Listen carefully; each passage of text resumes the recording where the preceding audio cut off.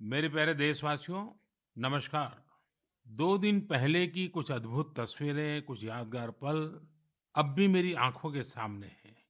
इसलिए इस बार मन की बात की शुरुआत उन्हीं पलों से करते हैं।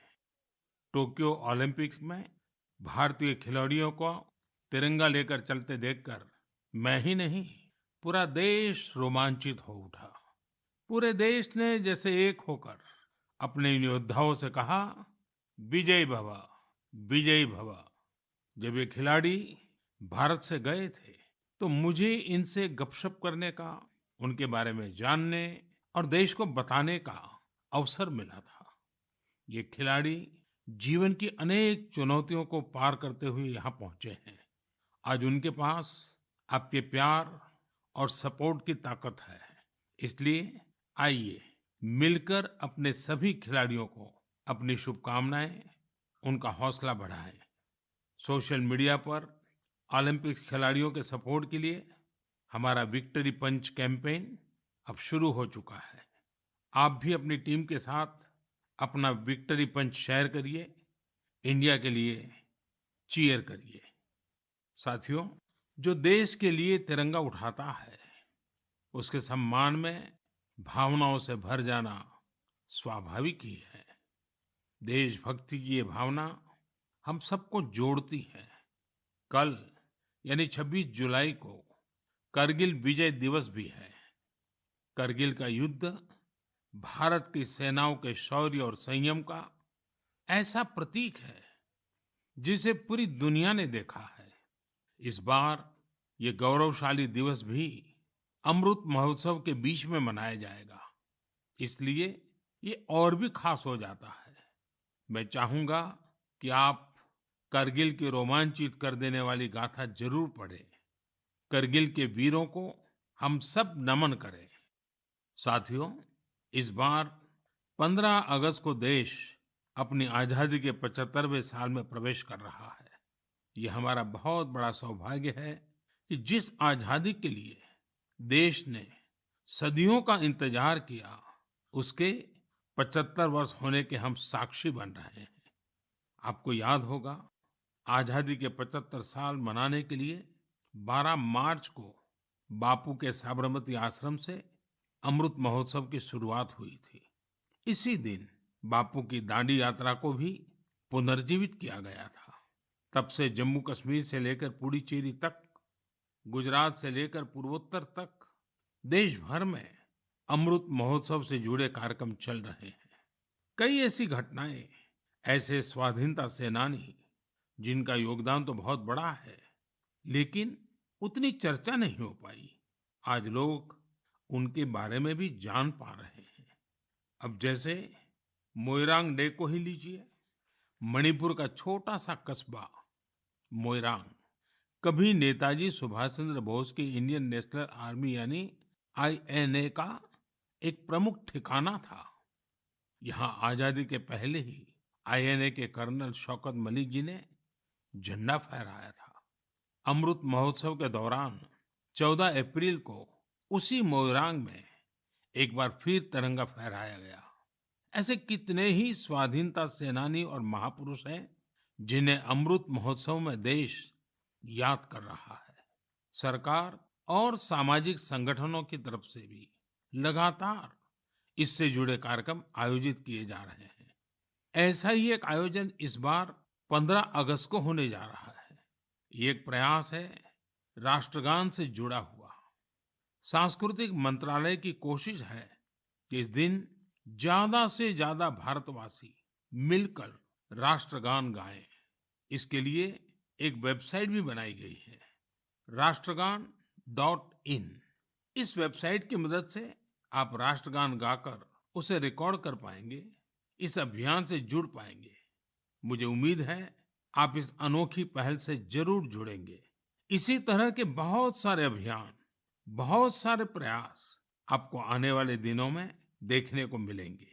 अमृत महोत्सव किसी सरकार का कार्यक्रम नहीं, किसी राजनीतिक दल का कार्यक्रम नहीं, यह कोटि कोटि भारतवासियों का कार्यक्रम है। हर स्वतंत्र और कृतज्ञ भारतीय का अपने स्वतंत्रता सेनानियों को नमन है। और इस महोत्सव की मूल भावना का विस्तार तो बहुत विशाल है। ये भावना है अपने स्वाधीनता सेनानियों के मार्ग पर चलना, उनके सपनों का देश बनाना। जैसे देश की आजादी के मतवाले स्वतंत्रता के लिए एकजुट हो गए थे, वैसे ही हमें देश के विकास के लिए एकजुट होना है। हमें देश के लिए जीना है, देश के लिए काम करना है।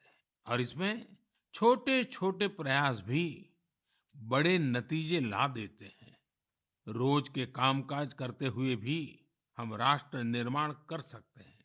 जैसे वोकल फॉर लोकल, हमारे देश के स्थानीय उद्यमियों, आर्टिस्टों, शिल्पकारों, बुनकरों को सपोर्ट करना हमारे सहज स्वभाव में होना चाहिए। 7 अगस्त को आने वाला नेशनल हैंडलूम डे एक ऐसा अवसर है जब हम प्रयास पूर्वक भी ये काम कर सकते हैं। नेशनल हैंडलूम डे के साथ बहुत ऐतिहासिक पृष्ठभूमि जुड़ी हुई है। इसी दिन 1905 में स्वदेशी आंदोलन की शुरुआत हुई थी। साथियों, हमारे देश के ग्रामीण और आदिवासी इलाकों में हैंडलूम कमाई का बहुत बड़ा साधन है। ये ऐसा क्षेत्र है जिससे लाखों महिलाएं, लाखों बुनकर, लाखों शिल्पी जुड़े हुए हैं। आपके छोटे छोटे प्रयास बुनकरों में एक नई उम्मीद जगाएंगे। आप स्वयं कुछ न कुछ खरीदें और अपनी बात दूसरों को भी बताएं। और जब हम आजादी के 75 साल मना रहे हैं, तब तो इतना करना हमारी जिम्मेवारी बनती ही है भाइयों। आपने देखा होगा साल 2014 के बाद से ही आपने देखा होगा साल 2014 के बाद से ही मन की बात में हम अक्सर खादी की बात करते हैं। ये आपका ही प्रयास है कि आज देश में खादी की बिक्री कई गुना बढ़ गई है। क्या कोई सोच सकता था कि खादी के किसी स्टोर से एक दिन में 1 करोड़ रुपए से अधिक की बिक्री हो सकती है? लेकिन आपने ये भी कर दिखाया है। आप जब भी कहीं पर खादी का कुछ खरीदते हैं तो इसका लाभ हमारे गरीब बुनकर भाइयों बहनों को ही होता है। इसलिए खादी खरीदना एक तरह से जन सेवा भी है, देश सेवा भी है। मेरा आपसे आग्रह है कि आप सभी मेरे प्यारे भाइयों बहनों ग्रामीण इलाकों में बन रहे हैंडलूम प्रोडक्ट्स जरूर खरीदें और उसे #myhandloom mypride के साथ शेयर करें। साथियों, बात जब आजादी के आंदोलन और खादी की हो तो पूज्य बापू का स्मरण होना स्वाभाविक है।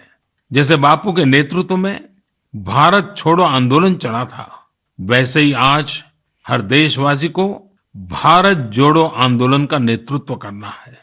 यह हमारा कर्तव्य है कि हम अपना काम ऐसे करें जो विविधताओं से हमारे भारत को जोड़ने में मददगार हो। तो आइए हम अमृत महोत्सव को ये अमृत संकल्प लें कि देश ही हमारी सबसे बड़ी आस्था, सबसे बड़ी प्राथमिकता बना रहेगा। नेशन फर्स्ट, ऑलवेज फर्स्ट के मंत्र के साथ ही हमें आगे बढ़ना है। मेरे प्यारे देशवासियों, आज मैं मन की बात सुन रहे मेरे युवा साथियों का विशेष आभार व्यक्त करना चाहता हूं। अभी कुछ दिन पहले ही माय गॉव की ओर से मन की बात के श्रोताओं को लेकर एक स्टडी की गई थी। इस स्टडी में ये देखा गया कि मन की बात के लिए संदेश और सुझाव भेजने वालों में प्रमुखतः कौन लोग हैं। स्टडी के बाद ये जानकारी सामने आई कि संदेश और सुझाव भेजने वालों में से करीब करीब 75% लोग 35 वर्ष की आयु से कम के होते हैं। यानी भारत की युवा शक्ति के सुझाव मन की बात को दिशा दे रहे हैं। मैं इसे बहुत अच्छे संकेत के रूप में देखता हूं। मन की बात एक ऐसा माध्यम है जहां सकारात्मकता है, संवेदनशीलता है। मन की बात में हम पॉजिटिव बातें करते हैं। इसका कैरेक्टर कलेक्टिव है। सकारात्मक विचारों और सुझावों के लिए भारत के युवाओं की ये सक्रियता मुझे आनंदित करती है। मुझे इस बात की भी खुशी है कि मन की बात के माध्यम से मुझे युवाओं के मन को भी जानने का अवसर मिलता है। साथियों, आप लोगों से मिले सुझाव ही मन की बात की असली ताकत है। आपके सुझाव ही मन की बात के माध्यम से भारत की विविधता को प्रकट करते हैं, भारतवासियों के सेवा और त्याग की खुशबू को चारों दिशाओं में फैलाते हैं, हमारे मेहनत कश युवाओं के इनोवेशन से सबको प्रेरित करते हैं। मन की बात में आप कई तरह के आइडियाज भेजते हैं।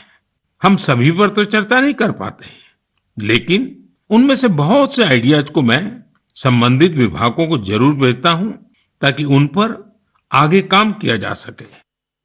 साथियों, मैं आपको साई प्रणीत जी के प्रयासों के बारे में बताना चाहता हूं। साई प्रणीत जी एक सॉफ्टवेयर इंजीनियर है, आंध्र प्रदेश के रहने वाले हैं। पिछले वर्ष उन्होंने देखा कि उनके यहाँ मौसम की मार की वजह से किसानों को काफी नुकसान उठाना पड़ा था। मौसम विज्ञान में उनकी दिलचस्पी बरसों से थी, इसलिए उन्होंने अपनी दिलचस्पी और अपने टैलेंट को किसानों की भलाई के लिए इस्तेमाल करने का फैसला किया। अब वे अलग अलग डेटा सोर्सेज से वेदर डेटा खरीदते हैं, उसका विश्लेषण करते हैं और स्थानीय भाषा में अलग अलग माध्यमों से किसानों के पास जरूरी जानकारी पहुंचाते हैं।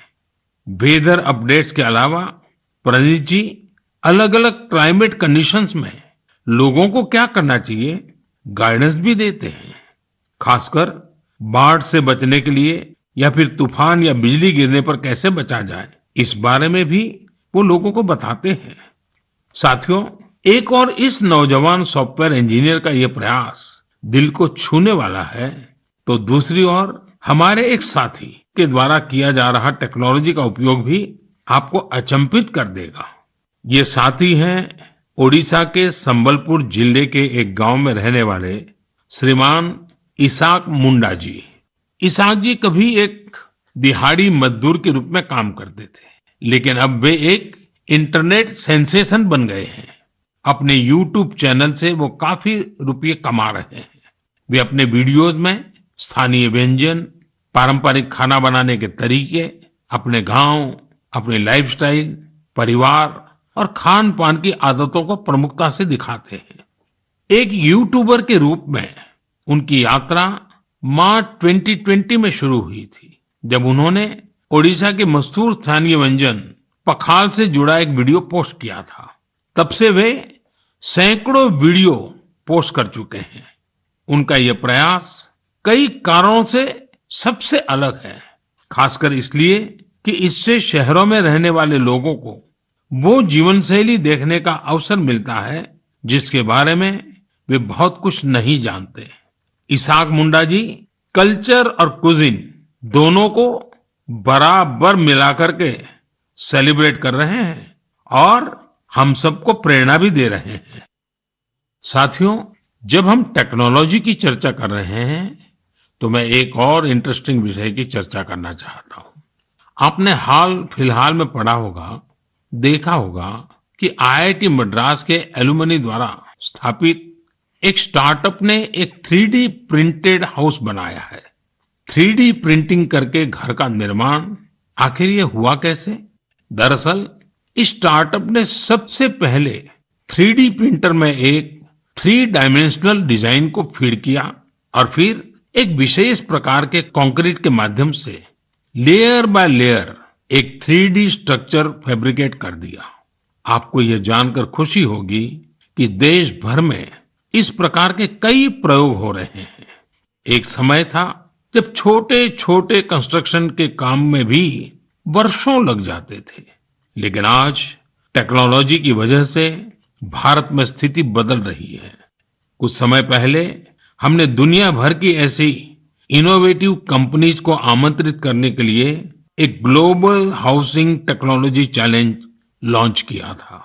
ये देश में अपनी तरह का, अलग तरह का अनोखा प्रयास है, इसलिए हमने इन्हें लाइट हाउस प्रोजेक्ट्स का नाम दिया। फिलहाल देश में 6 अलग अलग जगहों पर लाइट हाउस प्रोजेक्ट्स पर तेजी से काम चल रहा है। इन लाइट हाउस प्रोजेक्ट्स में मॉडर्न टेक्नोलॉजी और इनोवेटिव तौर तरीकों का इस्तेमाल किया जाता है। इससे कंस्ट्रक्शन का टाइम कम हो जाता है, साथ ही जो घर बनते हैं वो अधिक टिकाऊ किफायती और आरामदायक होते हैं। मैंने हाल ही में ड्रोन्स के जरिए इन प्रोजेक्ट्स की समीक्षा भी की और कार्य की प्रगति को लाइव देखा। इंदौर के प्रोजेक्ट में ब्रिक और मोर्टार वॉल्स की जगह pre fabricated sandwich panel system का इस्तेमाल किया जा रहा है। राजकोट में लाइट हाउस फ्रेंच टेक्नोलॉजी से बनाए जा रहे हैं, जिनमें टनल के जरिए मोनोलिथिक कंक्रीट कंस्ट्रक्शन टेक्नोलॉजी का इस्तेमाल हो रहा है। इस टेक्नोलॉजी से बने घर आपदाओं का सामना करने में कहीं अधिक सक्षम होंगे। चेन्नई में अमेरिका और फिनलैंड की technologies pre cast concrete system का उपयोग किया जा रहा है। इससे मकान जल्दी भी बनेंगे और लागत भी कम आएगी। रांची में जर्मनी के 3D कंस्ट्रक्शन सिस्टम का प्रयोग करके घर बनाए जाएंगे। इसमें हर कमरे को अलग से बनाया जाएगा, फिर पूरे स्ट्रक्चर को उसी तरह जोड़ा जाएगा जैसे ब्लॉक टॉयज को जोड़ा जाता है। अगरतला में न्यूजीलैंड की टेक्नोलॉजी का उपयोग कर स्टील फ्रेम के साथ मकान बनाए जा रहे हैं जो बड़े भूकंप को झेल सकते हैं। वहीं लखनऊ में कनाडा की टेक्नोलॉजी का इस्तेमाल किया जा रहा है। इसमें प्लास्टर और पेंट की जरूरत नहीं होगी और तेजी से घर बनाने के लिए पहले से ही तैयार दीवारों का प्रयोग किया जाएगा। साथियों, आज देश में ये प्रयास हो रहा है कि ये प्रोजेक्ट इंक्यूबेशन सेंटर्स की तरह काम करे। इससे हमारे प्लानर्स, आर्किटेक्ट्स, इंजीनियर्स और स्टूडेंट्स नई टेक्नोलॉजी को जान सकेंगे और उसका एक्सपेरिमेंट भी कर पाएंगे। मैं इन बातों को खास तौर पर अपने युवाओं के लिए साझा कर रहा हूं, ताकि हमारे युवा राष्ट्र हित में टेक्नोलॉजी के नए नए क्षेत्रों की ओर प्रोत्साहित हो सके। मेरे प्यारे देशवासियों, आपने अंग्रेजी की एक कहावत सुनी होगी, to learn is to grow, यानी सीखना ही आगे बढ़ना है। जब हम कुछ नया सीखते हैं तो हमारे लिए प्रगति के नए नए रास्ते खुद ब खुद खुल जाते हैं। जब भी कहीं लीक से हटकर कुछ नया करने का प्रयास हुआ है, मानवता के लिए नए द्वार खुले हैं, एक नए युग का आरंभ हुआ है। और आपने देखा होगा, जब कहीं कुछ नया होता है तो उसका परिणाम हर किसी को आश्चर्यचकित कर देता है। अब जैसे कि अगर मैं आपसे पूछूं कि वो कौन से राज्य हैं जिन्हें आप सेब, एप्पल के साथ जोड़ेंगे, तो जाहिर है कि आपके मन में सबसे पहले हिमाचल प्रदेश, जम्मू कश्मीर और उत्तराखंड का नाम आएगा। पर अगर मैं कहूं कि इस लिस्ट में आप मणिपुर को भी जोड़ दीजिए, तो शायद आप आश्चर्य से भर जाएंगे। कुछ नया करने के जज्बे से भरे युवाओं ने मणिपुर में ये कारनामा कर दिखाया है। आजकल मणिपुर के उखरुल जिले में सेब की खेती जोर पकड़ रही है। यहाँ के किसान अपने बागानों में सेब उगा रहे हैं। सेब उगाने के लिए इन लोगों ने बाकायदा हिमाचल जाकर ट्रेनिंग भी ली है। इनमें से एक हैं टीएस रिंगफामीयोंग। ये पैसे से एक एरोनॉटिकल इंजीनियर है। उन्होंने अपनी पत्नी श्रीमती टीएस एंजल के साथ मिलकर सेब की पैदावार की है। इसी तरह अवुंगशी शिमरे ऑगस्टिन ने भी अपने बागान में सेब का उत्पादन किया है। अवुंगशी दिल्ली में जॉब करती थी। ये छोड़कर वो अपने गांव लौट गई और सेब की खेती शुरू की। मणिपुर में आज ऐसे कई एप्पल ग्रोवर हैं जिन्होंने कुछ अलग और नया करके दिखाया है। साथियों, हमारे आदिवासी समुदाय में बेर बहुत लोकप्रिय रहा है। आदिवासी समुदायों के लोग हमेशा से बेर की खेती करते रहे हैं, लेकिन कोविड-19 महामारी के बाद इसकी खेती विशेष रूप से बढ़ती जा रही है। त्रिपुरा के उनाकोटी के ऐसे ही 32 साल के मेरे युवा साथी हैं विक्रमजीत चकमा। उन्होंने बेर की खेती की शुरुआत कर काफी मुनाफा भी कमाया है और अब तो लोगों को बेर की खेती करने के लिए प्रेरित भी कर रहे हैं। राज्य सरकार भी ऐसे लोगों की मदद के लिए आगे आई है। सरकार द्वारा इसके लिए कई विशेष नर्सरी बनाई गई है ताकि बेर की खेती से जुड़े लोगों की मांग पूरी की जा सके। खेती में इनोवेशन हो रहे हैं तो खेती के बाय प्रोडक्ट्स में भी क्रिएटिविटी देखने को मिल रही है। साथियों, मुझे उत्तर प्रदेश के लखीमपुर खीरी में किए गए एक प्रयास के बारे में भी पता चला है। कोविड के दौरान ही लखीमपुर खीरी में एक अनोखी पहल हुई है। वहां महिलाओं को केले के बेकार तनों से फाइबर बनाने की ट्रेनिंग देने का काम शुरू किया गया। वेस्ट में से बेस्ट करने का मार्ग। केले के तने को काटकर मशीन की मदद से बनाना फाइबर तैयार किया जाता है जो जूट या सन की तरह होता है। इस फाइबर से हैंडबैग, चटाई, दरी, कितनी ही चीजें बनाई जाती हैं। इससे एक तो फसल के कचरे का इस्तेमाल शुरू हो गया, वहीं दूसरी तरफ गांव में रहने वाली हमारी बहनों बेटियों को आय का एक और साधन मिल गया। बनाना फाइबर के इस काम से एक स्थानीय महिला को 400 से 600 रुपये प्रतिदिन की कमाई हो जाती है। लखीमपुर खीरी में सैकड़ों एकड़ जमीन पर केले की खेती होती है। केले की फसल के बाद आमतौर पर किसानों को इसके तने को फेंकने के लिए अलग से खर्च करना पड़ता था। अब उनके पैसे भी बच जाते हैं। यानी आम के आम, गुठलियों के दाम। ये कहावत यहाँ बिल्कुल सटीक बैठती है। साथियों, एक और बनाना फाइबर से प्रोडक्ट्स बनाए जा रहे हैं, वहीं दूसरी तरफ केले के आटे से डोसा और गुलाब जामुन जैसे स्वादिष्ट व्यंजन भी बन रहे हैं। कर्नाटक के उत्तर कन्नड़ और दक्षिण कन्नड़ जिलों में महिलाएं यह अनूठा कार्य कर रही हैं। ये शुरुआत भी कोरोना काल में ही हुई है। इन महिलाओं ने न सिर्फ केले के आटे से डोसा, गुलाब जामुन जैसी चीजें बनाई, बल्कि इनकी तस्वीरों को सोशल मीडिया पर शेयर भी किया है। जब ज्यादा लोगों को केले के आटे के बारे में पता चला तो उसकी डिमांड भी बढ़ी और इन महिलाओं की आमदनी भी। लखीमपुर खीरी की तरह यहाँ भी इस इनोवेटिव आइडिया को महिलाएं ही लीड कर रही हैं। साथियों, ऐसे उदाहरण जीवन में कुछ नया करने की प्रेरणा बन जाते हैं। आपके आसपास भी ऐसे अनेक लोग होंगे।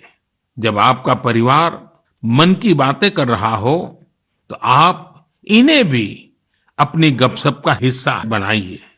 कभी समय निकालकर बच्चों के साथ ऐसे प्रयासों को देखने भी जाइए और अवसर मिल जाए तो खुद भी ऐसा कुछ कर दिखाइए।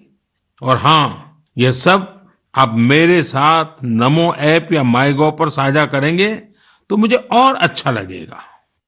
मेरे प्यारे देशवासियों, हमारे संस्कृत ग्रंथों में एक श्लोक है, आत्मार्थम जीवलोके अस्मिन् को न जीवति मानवः परम परोपकार्थम यो जीवति स जीवति।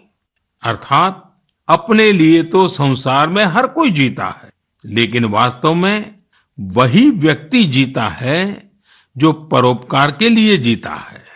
भारत माँ के बेटे बेटियों के परोपकारी प्रयासों की बातें, यही तो मन की बात है। आज भी ऐसे ही कुछ और साथियों के बारे में हम बात करते हैं। एक साथी चंडीगढ़ शहर के हैं। चंडीगढ़ में मैं भी कुछ वर्षों तक रह चुका हूँ। यह बहुत खुशमिजाज और खूबसूरत शहर है। यहाँ रहने वाले लोग भी दिलदार हैं। और हाँ, अगर आप खाने के शौकीन हो तो यहाँ आपको और आनंद आएगा। इसी चंडीगढ़ के सेक्टर 29 में संजय राणा जी फूड स्टॉल चलाते हैं और साइकिल पर छोले भटूरे बेचते हैं। एक दिन उनकी बेटी रिद्धिमा और भतीजी रिया एक आइडिया के साथ उनके पास आई। दोनों ने उनसे कोविड वैक्सीन लगवाने वालों को फ्री में छोले भटूरे खिलाने को कहा। वे इसके लिए खुशी खुशी तैयार हो गए। उन्होंने तुरंत ये अच्छा और नेक प्रयास शुरू भी कर दिया। संजय राणा जी के छोले भटूरे मुफ्त में खाने के लिए आपको दिखाना पड़ेगा कि आपने उसी दिन वैक्सीन लगवाई है। वैक्सीन का मैसेज दिखाते ही वे आपको स्वादिष्ट छोले भटूरे दे देंगे। कहते हैं, समाज की भलाई के काम के लिए पैसे से ज्यादा सेवा भाव, कर्तव्य भाव की ज्यादा आवश्यकता होती है। हमारे संजय भाई इसी को सही साबित कर रहे हैं। साथियों, ऐसे ही एक और काम की चर्चा आज करना चाहूंगा। ये काम हो रहा है तमिलनाडु के नीलगिरी में। वहां राधिका शास्त्री जी ने एम्बुरेक्स प्रोजेक्ट की शुरुआत की है। इस प्रोजेक्ट का मकसद है पहाड़ी इलाकों में मरीजों को इलाज के लिए आसान ट्रांसपोर्ट उपलब्ध कराना। राधिका कुन्नूर में एक कैफे चलाती है। उन्होंने अपने कैफे के साथियों से एम्बुरेक्स के लिए फंड जुटाया। नीलगिरी पहाड़ियों पर आज 6 एम्बुरेक्स सेवारत हैं और दूर दराज के हिस्सों में इमरजेंसी के समय मरीजों के काम आ रही हैं। एम्बुरेक्स में stretcher, oxygen cylinder, first aid box जैसी कई चीजों की व्यवस्था है। साथियों, संजय जी हो या राधिका जी, इनके प्राचीन पुर्तगाली दस्तावेज के मुताबिक सेंट क्वीन केटेवान की अस्थियों को ओल्ड गोवा के सेंट ऑगस्टिनियन कॉन्वेंट पे रखा गया था। लेकिन लंबे समय तक यह माना जाता रहा कि गोवा में दफनाए गए उनके अवशेष 1930 के भूकंप में गायब हो गए थे। भारत सरकार और जॉर्जिया के इतिहासकारों, रिसर्चर्स, आर्कियोलॉजिस्ट और जॉर्जियन चर्च के दशकों के अथक प्रयासों के बाद 2005 में उन पवित्र अवशेषों को खोजने में सफलता मिली थी। यह विषय जॉर्जिया के लोगों के लिए बहुत ही भावनात्मक है। इसलिए उनके हिस्टोरिकल, रिलीजियस और स्पिरिचुअल सेंटिमेंट्स को ध्यान में रखते हुए भारत सरकार ने इन अवशेषों का एक अंश जॉर्जिया के लोगों को भेंट में देने का निर्णय लिया। भारत और जॉर्जिया के साझे इतिहास के इस अनूठे पक्ष को संजोए रखने के लिए मैं आज गोवा के लोगों को हृदय से धन्यवाद देना चाहूंगा। गोवा कई महान आध्यात्मिक धरोहरों की भूमि रही है। सेंट ऑगस्टिन चर्च यूनेस्को की world heritage site, churches and convents of Goa का एक हिस्सा है। मेरे प्यारे देशवासियों, जॉर्जिया से अब मैं आपको सीधे सिंगापुर लेकर चलता हूं, जहां इस महीने की शुरुआत में एक और गौरवशाली अवसर सामने आया। सिंगापुर के प्रधानमंत्री और मेरे मित्र ली सेन लुंग ने हाल ही में रिनोवेट किए गए सिलाट रोड गुरुद्वारा का उद्घाटन किया। उन्होंने पारंपरिक सिख पगड़ी भी पहनी थी। यह गुरुद्वारा लगभग 100 साल पहले बना था और यहाँ भाई महाराज सिंह को समर्पित एक स्मारक भी है।